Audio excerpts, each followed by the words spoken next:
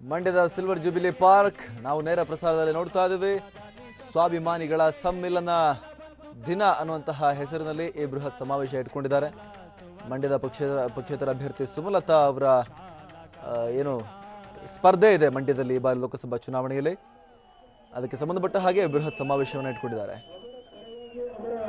ಕ್ರಮ ಸಂಖ್ಯೆ ನಂಬರ್ 1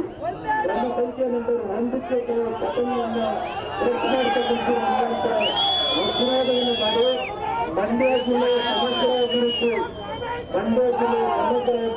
ಈಗಾಗಲೇ ಸುಮಾರು 9,000 ಕೋಟಿ ರೂಪಾಯಿಗಳ ಯೋಜನೆಗಳಿಗೆ ನಾನೇನು ಈಗಾಗಲೇ ಚಾಲನೆಯನ್ನು ಕೊಟ್ಟಿದ್ದೇನೆ. ಇನ್ನು 6 ತಿಂಗಳಲ್ಲಿ ಈ ಜಿಲ್ಲೆಯ ಸಮಗ್ರ ಅಭಿವೃದ್ಧಿಯನ್ನು ಕಾಣುತ್ತೆ. ಅದಕ್ಕೆ ಚಾಲನೆಯನ್ನು ಕೊಡ್ತೀನಿ ಅಂತಕ್ಕಂಥ ಮಾತು ಹೇಳಿ ನಾನು ಈ ಚುನಾವಣೆಯಲ್ಲಿ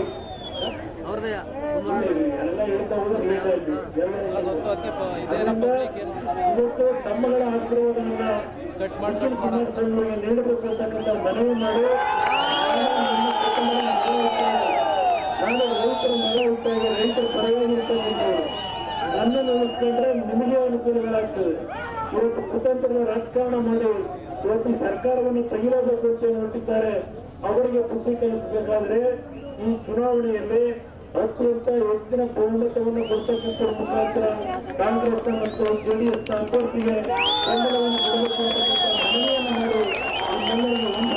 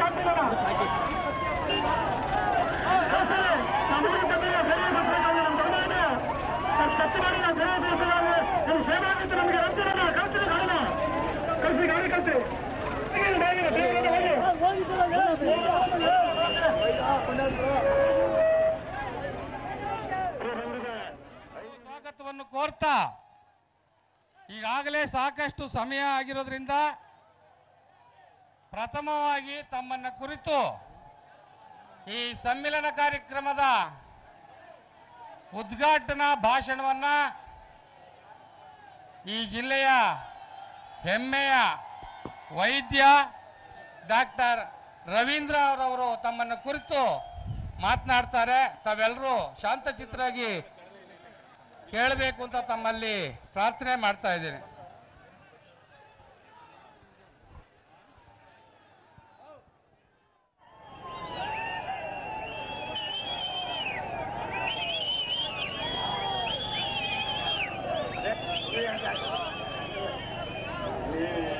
ಯಾವ ಕಡೆ ಇದ್ದೀರಿ ನೀವು?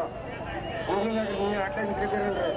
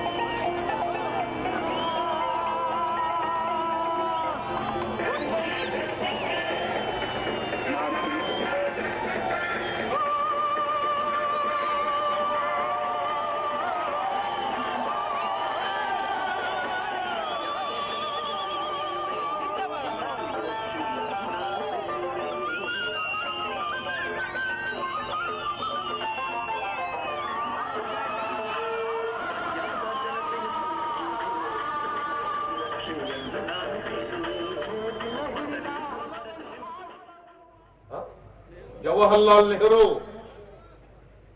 ಆಗಿನ್ನೂ ಹುಟ್ಟೇ ಇದ್ರೆ ಪುಣ್ಯಾತ್ಮ ಹುಟ್ಟಿದ ಯಾವಾಗ ಗೊತ್ತಾ ನಿಮ್ಗೆ ಅಶ್ವಿನ್ ಕುಮಾರ್? 1950 ಹುಟ್ಟಿರೋದು. ನಾನು 67 ಹುಟ್ಟಿ, ನೀವು 50 ಹುಟ್ಟಿ, ನಾವು ಹುಟ್ಟೇ 48 ನಾನು ಮಹಾದೇಶ ಭಕ್ತ. ಆಗ ನೆಹರು ಯಾರು? ವಲ್ಲಭಾಯ್ ಪಟೇಲ್ ಯಾರು? ಮಹಾತ್ಮ ಗಾಂಧಿ ಯಾರು? ಮೌಲಾನಾ ಆಜಾದ್ ಯಾರು? ಬಾಬಾ ಸಾಹೇಬ್ ಅಂಬೇಡ್ಕರ್ ಅವರು ಯಾರು? ಅವರು ದೇಶಭಕ್ತರಲ್ವೋ? ದೇಶಕ್ಕೆ ಸ್ವಾತಂತ್ರ್ಯ ತಂದುಕೊಂಡಿಲ್ವ ಅವರು? ಇವ ಏನ್ ಸ್ವಾತಂತ್ರ್ಯ ಹೋರಾಟ ಮಾಡಿದ್ದ ಇವ? ಏನ್ ಸ್ವಾತಂತ್ರ್ಯದಲ್ಲಿ ಇರ್ಲಿಲ್ಲ ಗಿರಾಕಿ. ಸ್ವಾತಂತ್ರ್ಯ ಬಂದ ಮೇಲೆ ಗಾಂಧೀಜಿ ಕೊಂದಾಕಿದ್ರು ಇವರು. ಇಂದಿರಾ ಗಾಂಧಿ ಹತ್ಯೆ ಆಯಿತು, ರಾಜೀವ್ ಗಾಂಧಿ ಹತ್ಯೆ ಆಯಿತು. ಯಾರಾದರೂ ಒಬ್ಬ ಬಿಜೆಪಿ ಅವರು ದೇಶಕ್ಕೋಸ್ಕರ ಸತ್ತಿದ್ದಾರೆ ಅಂದ್ರೆ ಶಿವಣ್ಣ? ಮತ್ತೆ ಇವರೇ ದೇಶಭಕ್ತರ? ನಾವೆಲ್ಲ ಯಾರು?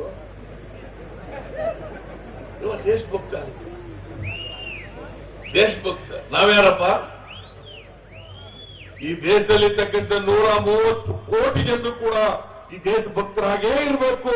ಈ ದೇಶವನ್ನ ಪ್ರೀತಿಸಬೇಕು, ಈ ದೇಶವನ್ನ ಗೌರವಿಸಬೇಕು, ಈ ದೇಶದ ಜನರನ್ನ ಗೌರವದಿಂದ ಕಾಣಬೇಕು. ಪ್ರತಿಯೊಬ್ಬರ ಕರ್ತವ್ಯ ಇದೆ. ದಟ್ ಇಸ್ ವಾಟ್ ನಮ್ಮ ಸಂವಿಧಾನ ಹೇಳೋದು. ಅದನ್ನ ಸಂವಿಧಾನ ಇದು ಹೇಳ್ತದೆ ಬದಲಾವಣೆ ಮಾಡಕ್ ಕೊಟ್ಬಿಟ್ಟವ್ರೆ ಗಿರಾಕಿಗಳು. ನೋಡಿ, ಸಂವಿಧಾನ ಬಾಬಾ ಸಾಹೇಬ್ ಅಂಬೇಡ್ಕರ್ ಅವರು ಕೊಟ್ಟಿರ್ತಕ್ಕಂಥ ಸಂವಿಧಾನ. ಈ ಸಂವಿಧಾನದಲ್ಲಿ ಎಲ್ರಿಗೂ ಸಮಾನ ಅವಕಾಶಗಳನ್ನ ಕಲ್ಪಿಸ್ಕೊಟ್ಟಿದ್ದಾರೆ, ಸಾಮಾಜಿಕ ನ್ಯಾಯವನ್ನ ಕೊಟ್ಟಿದ್ದಾರೆ. ಇದಕ್ಕೆ ವಿರುದ್ಧ ಬಿಜೆಪಿಯವರು ಎಲ್ರಿಗೂ ಸಮಾನತೆ ಕೊಡಬಾರದು, ಈ ರೀತಿ ಎಲ್ಲರೂ ಸಮಾನವಾಗಿ ಕೂತ್ಕೋಬಾರದು, ಮೇಲು ಕೇಳು ಇರಬೇಕು, ಬಡವ ಬಲ್ಲಿದ ಇರಬೇಕು, ಮೇಲ್ಜಾತಿ ಕೆಳಜಾತಿ ಇರಬೇಕು, ಇದರಲ್ಲಿ ನಂಬಿಕೆ ಇಟ್ಕೊಂಡಿರ್ತಕ್ಕಂಥವ್ರು ಬಿಜೆಪಿಯವರು. ಈಗ ನೋಡಿ, ಇಲ್ಲಿ ಯಾರೋ ನಮ್ಮ ಹುಡುಗರುಗಳೆಲ್ಲ ರೇ ಬಸವಣ್ಣ ಎಲ್ಲ ಇದ್ದೀನವ, ಅದೇ ನೀ ಕೂತ್ಕೊಳ್ಳ. ಈ 27 ಜನರ ಲಿಸ್ಟ್ ನೋಡಿದ್ದೀರಾ ನೀವು? ಯಾರ್ಯಾರು ಟಿಕೆಟ್ ಕೊಟ್ಟಿದ್ದಾರಂತೆ 27 ಜನ ನೋಡಿದ್ದೀರಪ್ಪ? ಎಷ್ಟು ಜನ ನೋಡಿದ್ದೀರೋ ಗೊತ್ತಿಲ್ಲ ನನಗೆ. 27 ಜನ ಲೋಕಸಭಾ ಸದಸ್ಯರಲ್ಲಿ ಟಿಕೆಟ್ ಕೊಟ್ಟಿರ್ತಕ್ಕಂಥ ಅಭ್ಯರ್ಥಿಗಳಲ್ಲಿ ಒಬ್ಬನಿಗೆ ಹಿಂದುಳಿದವರಿಗೆ ಟಿಕೆಟ್ ಕೊಟ್ಟಿಲ್ಲ,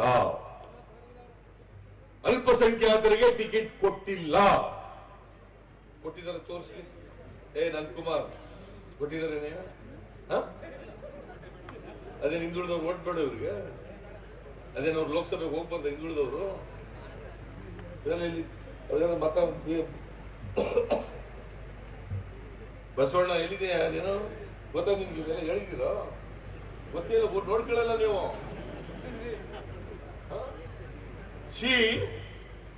ಒಬ್ಬನಿಗೆ ಹಿಂದುಳಿದವರು ಟಿಕೆಟ್ ಕೊಟ್ಟಿಲ್ಲ, ಒಬ್ಬ ಅಲ್ಪಸಂಖ್ಯಾತರ ಟಿಕೆಟ್ ಕೊಟ್ಟಿಲ್ಲ. ಅದೇ ಕಾಂಗ್ರೆಸ್ ಪಾರ್ಟಿನಲ್ಲಿ 8 ಜನಕ್ಕೆ ಹಿಂದುಳಿದವರು ಕೊಟ್ಟಿದ್ದೀವಿ, ಕಾಂಗ್ರೆಸ್ ಮತ್ತು ಜೆಡಿಎಸ್ ಎರಡೂ ಸೇರಿ. ಜೆಡಿಎಸ್ ನಲ್ಲಿ 3 ಜನಕ್ಕೆ, ನಾವು 5 ಜನಕ್ಕೆ. ಯಾವ ಪಾರ್ಟಿ ಯಾರ ಪರವಾಗಿದೆಯಪ್ಪ ಹೇಳಿ ನೋಡೋಣ. ಕಾಂಗ್ರೆಸ್ ಪಾರ್ಟಿ ಹಿಂದುಳಿದವ್ರ ಪರವಾಗಿದೆಯೋ ಬಿಜೆಪಿ ಹಿಂದುಳಿದವ್ರ ಪರವಾಗಿದೆಯೋ ಹೇಳಿ ನೋಡ. ಕಾಂಗ್ರೆಸ್ ಮೈನಾರಿಟಿ ಪರವಾಗಿದೆಯೋ ಬಿಜೆಪಿ ಮೈನಾರಿಟಿ ಪರವಾಗಿದೆಯೋ? ಹಿಂದುಳಿದವರು ಓಟ್ ಹಾಕ್ಬೇಕಾ? ಹಾಕ್ಬೇಕೆಂದ್ರೆ ಯಾವ್ಯಾವುದೋ ಕಾರಣಕ್ಕೆ, ಸ್ವಾರ್ಥಕ್ಕೆ ನಿಮ್ಮನ್ನ ನೀವು ಸ್ವಾಭಿಮಾನ ಕಳ್ಕೊಳಕ್ ಹೋಗ್ಬೇಡಿ. ನೀವು ಸ್ವಾಭಿಮಾನಿಗಳಾದ್ರೆ ಹಿಂದುಳಿದವರು ನಿಮಗಿಷ್ಟೊಂದು ಅನ್ಯಾಯ ಮಾಡಿರುವಾಗ ಒಂದೇ ಒಂದು ಓಟನ್ನ ಹಿಂದುಳಿದವರು ಕಾಂಗ್ರೆಸ್ ಭಾರತೀಯ ಜನತಾ ಪಕ್ಷಕ್ಕೆ ಹಾಕಬಾರ್ದು, ಬಿಜೆಪಿಗೆ ಹಾಕಬಾರ್ದು. ನಿಮ್ಗೆ ಒಂದು ಟಿಕೆಟ್ ಕೊಡದವ್ರೆ ಟಿಕೆಟ್ ಓಟ್ ಹಾಕ್ಬೇಕಾ? ಕುರುಬರಿಗೆ 3 ಸೀಟ್ ಕೊಟ್ಟಿದ್ದಾರೆ, ಈಡಿಗರಿಗೆ 2 ಕೊಟ್ಟಿದ್ದಾರೆ, ಬೆಸ್ತರಿಗೆ 1 ಕೊಟ್ಟಿದ್ದಾರೆ, ಸವಿತಾ ಸಮಾಜದವ್ರಿಗೆ 1 ಕೊಟ್ಟಿದ್ದಾರೆ, ಇನ್ನೊಂದು ಸಣ್ಣ ಸಮಾಜ ಒಂದು ಅಸ್ಲೋಟಿಕರ್ ಅವನಿಗೊಂದು ಕೊಟ್ಟಿದ್ದಾರೆ. ನೀವು ಯಾರು Kotrayya? BJP mister Yediyurappa, mister Narendra Modi, mister Srinivas ಪ್ರಸಾದ ಯಾರು ಕೊಡ್ಸಿದ್ಯಪ್ಪ ನೀನು?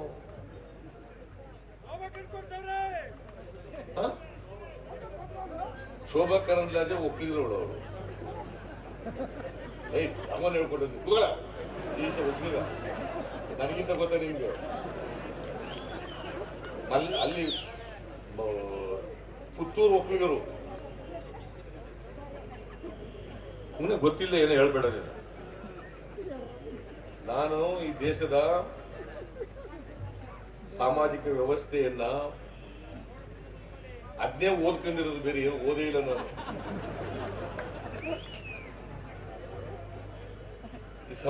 ಸಾಮಾಜಿಕ ವ್ಯವಸ್ಥೆ ಹೆಂಗಾಯ್ತು ಅಂತ. ಈಗ ನೋಡಿ, ಸಂವಿಧಾನ ಬದಲಾವಣೆ ಮಾಡ್ತಾರೆ ಬಿಜೆಪಿ ಅಂತಂದ್ರೆ, ಈ ಬಿಜೆಪಿ ಅಭ್ಯರ್ಥಿ ಇದಾರಲ್ಲ, ನಾನು ಅದೇನ್ ಬಗ್ಗೆ ಪುಸ್ತಕನ ಟೆಕ್ಸ್ಟ್ ಬುಕ್ ಬದಲಾವಣೆ ಮಾಡ್ತಾರೆ. ಏನ್ ಸಂವಿಧಾನ ತಗೊಂಡು ಇವ್ ಮನೆಯಲ್ಲಿ ಬೀಗ ಹಾಕಿ ಇಟ್ಕೊಂಡು ಹೋಗ್ತಾರೆ, ಮುಟ್ಟದೇ ಇಲ್ಲ ಯಾರು ಅಂತ. ಹಾಗಾದ್ರೆ ಅನಂತ್ ಕುಮಾರ್ ಹೆಗ್ಡೆ ಮಿನಿಸ್ಟ್ರು, ಕೇಂದ್ರದಲ್ಲಿ minister, is not an ordinary citizen, is A minister. ಅವನು ಹೇಳ್ತಾನೆ, ನಾವು ಅಧಿಕಾರಕ್ಕೆ ಬಂದಿರದೆ ಸಂವಿಧಾನ ಬದಲಾವಣೆ ಮಾಡಲಿಕ್ಕೆ. ಶ್ರೀನಿವಾಸ್ ಪ್ರಸಾದ್ ಪ್ರೊಟೆಸ್ಟ್ ಮಾಡಿದ್ರೇನ್ರಿ ನೀವು ಅದು ಹೇಳಿದಾಗ? ಪ್ರೊಟೆಸ್ಟ್ ಮಾಡಿ ರಾಜೀನಾಮೆ ಕೊಟ್ಟು ಹೊರಗಡೆ ಬಂದ್ರೇನ್ರಿ ನಾವು ಹೇಳಿದಾಗ? ನಾಚಿಕೆ ಆಗಲ್ಲ?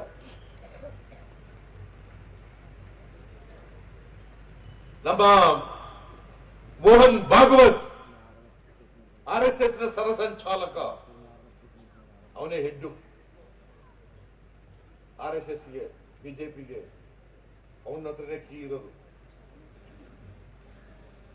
ಅವನು ಹೇಳ್ತಾನೆ, ಬಿಹಾರದಲ್ಲಿ ಮೀಸಲಾತಿ ಇನ್ನು ಎಷ್ಟು ವರ್ಷ ಕೊಡ್ಬೇಕ್ರಿ, ಸಾಕು ನಿಲ್ಸ್ರಿ ಅಂತ ಹೇಳ್ತಾರೆ.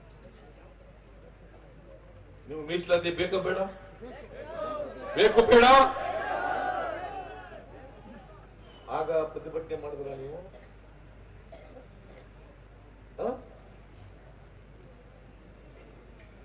ಪರವಾಗಿಲ್ಲ, ಅವ್ರು ಹೇಳಿದ್ರು ಪರವಾಗಿಲ್ವಾ? ಅವ್ರ ಜೊತೆ ಇರ್ತೀರಾ? ಅದೇ ಈಗ ಬೆಂಗಳೂರಿನ ಸೌತ್ ನಲ್ಲಿ ಒಬ್ಬ ಅಭ್ಯರ್ಥಿ ಆಗಿದ್ದಾನೆ, ಅವನ ಹೆಸರು ತೇಜಸ್ವಿ ಸೂರ್ಯ. ಅವ ಹೇಳ್ತಾನೆ, ಬಾಬಾ ಸಾಹೇಬ್ ಅಂಬೇಡ್ಕರ್ ಅವರ ಪ್ರತಿಮೆಗಳನ್ನ ಧ್ವಂಸ ಮಾಡಿ, ಬಾಬಾ ಸಾಹೇಬ್ ಅಂಬೇಡ್ಕರ್ ಅವರ ಪ್ರತಿಮೆಯನ್ನ ಧ್ವಂಸ ಮಾಡಿ, ಬಾಬಾ ಸಾಹೇಬ್ ಅಂಬೇಡ್ಕರ್ ಅವರು ಕೊಟ್ಟಿರ್ತಕ್ಕಂಥ ಸಂವಿಧಾನವನ್ನ ಸುಟ್ಟು ಹಾಕಿ. ಯಾರು ಹೇಳೋದು? ಅವನು ಸೂರ್ಯ ಅಂತ ಕರಿಬೇಕ, ಅಮಾವಾಸ್ಯೆ ಅಂತ ಕರಿಬೇಕಂತೆ, ನಾನು ಅಮಾವಾಸ್ಯೆ ಅಂತ ಕರೀಬೇಕು. ಹಾಗೆ ಏನ್ ಮಾಡ್ತಿದ್ದ ಶ್ರೀನಿವಾಸ್ ಪ್ರಸಾದ್? ಏನ್ ಮಾಡ್ತಿದ್ರಪ್ಪ? ಇವರೇ ದೊಡ್ಡ ಲೀಡ್ರು. ಏನ್ ಮಾಡಿದ್ರಿ ಹಾಗಾದ್ರೆ? Why are keeping quiet? ಉತ್ತರ ಹೇಳ್ಬೇಕಲ್ಲ ಜನಗಳಿಗೆ. ಏನು ನಮ್ಮ ಸ್ವಾರ್ಥಕ್ಕೋಸ್ಕರ ಏನಾದ್ರು ಹೇಳ್ಬಿಡೋದಲ್ಲ ಜನಗಳಿಗೆ. ಜನಗಳ ತಪ್ಪುದಾರಿಗಳಿಬಾರ್ದು. ನಾನು ಹೇಳಿದ್ದು ಒಂದೇ ಒಂದು ಪದ ಸುಳ್ಳಾದ್ರೆ ನೀವು ಹೇಳ್ದಕ್ಕೆ ಕೇಳ್ತೀನಿ. ನಾನು ಅಂಡರ್ಸ್ಟ್ಯಾಂಡ್, ಬಾಬಾ ಸಾಹೇಬ್ ಅಂಬೇಡ್ಕರ್ ಅವರು ಕೊಟ್ಟಿರ್ತಕ್ಕಂಥ ಸಂವಿಧಾನ ಇದೆಯಲ್ಲ, ಜಗತ್ತಿನಲ್ಲಿ ಅತ್ಯಂತ ಶ್ರೇಷ್ಠವಾದ ಸಂವಿಧಾನ. ಇದನ್ನು ಉಳಿಸಿಕೊಳ್ಳೋದು ಯಾರು ಸಾಮಾಜಿಕ ನ್ಯಾಯದಿಂದ ವಂಚಿತರಾಗಿದ್ದಾರೆ, ಅವಕಾಶಗಳಿಂದ ವಂಚಿತರಾಗಿರ್ತಾರೆ, ಅವರು ದಲಿತರಿರ್ಬೋದು, ಹಿಂದುಳಿದವರು ಇರ್ಬೋದು, ಅಲ್ಪಸಂಖ್ಯಾತರಿರ್ಬೋದು, ಮಹಿಳೆಯರಿರ್ಬೋದು, ಅವರೆಲ್ಲರ ಜವಾಬ್ದಾರಿ, ಎಲ್ಲರ ಜವಾಬ್ದಾರಿ.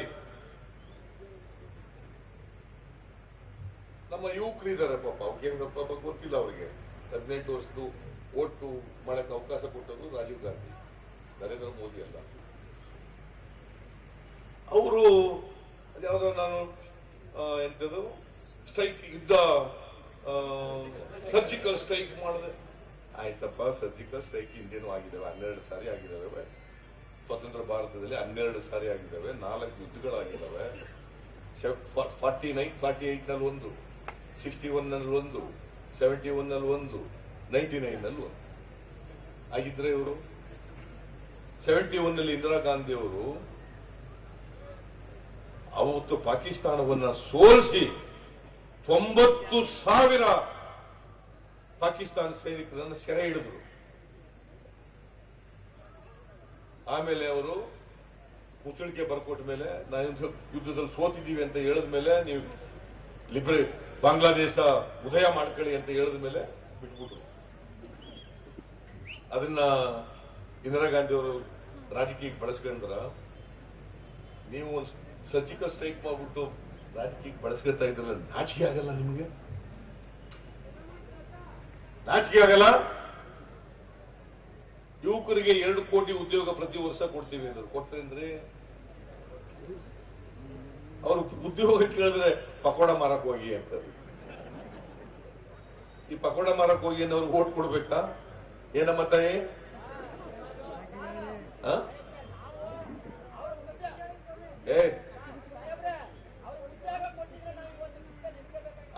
ಬಿಸಿಲಲ್ಲಿ ನಿಂತ್ಕತಿಲ್ಲ ನೀನು, ಎಲ್ಲ ನೆರಳಿರ್ತಿದ್ದೆ. 2 ಕೊಡ್ಲಿಲ್ಲ.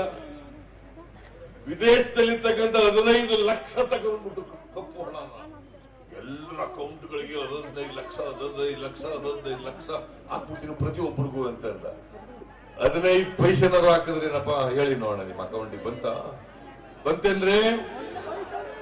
ಇವ್ರು ಯಾರೋ ಈ ಕಡೆ ಬಂದಾಗ ಕಾಣಿಸುತ್ತೆ. ಈ ಕಡೆ